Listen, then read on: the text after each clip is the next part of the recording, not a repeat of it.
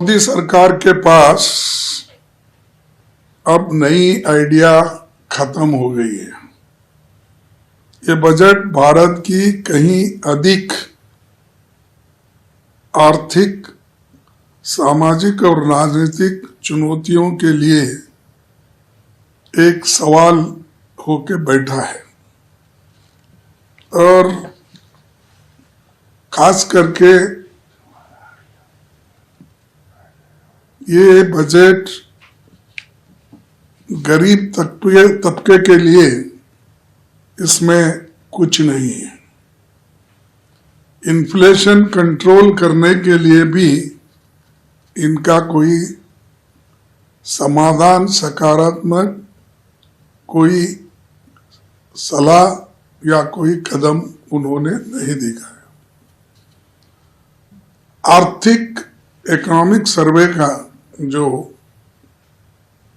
ये दिखाता है कि व्यापार में अनिश्चितता भारत के लिए एक प्रमुख चुनौती बताता है, लेकिन बजट मुश्किल से इस समस्या को स्वीकार करता है।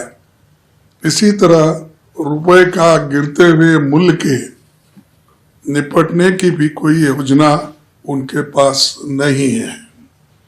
भारतीय अर्थव्यवस्था का मूल संकट ठहरी हुई वेतन, कमजोर उपभोक्ता मांग और निजी निवेश में सुस्ती, लेकिन बजट में उपभोक्ता मांग के फिर से गति देने का कोई विचार नहीं दिखता। घरेलू बचत में कमी और व्यक्तिगत कर्ज के बढ़ते बोझ पर भी ध्यान नहीं दिया गया है। युवा शक्ति की तमाम पैकेजिंग के बावजूद शिक्षित युवाओं में फैली व्यापक बेरोजगारी के संकट का कोई समाधान नहीं है।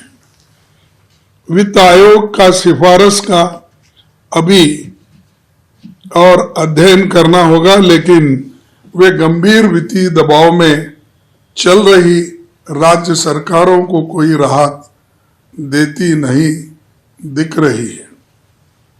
असमानता ब्रिटिश राज के दौर के स्तर को पार कर गई है, इनइक्वालिटी, लेकिन बजट में इसका जिक्र तक नहीं किया गया है।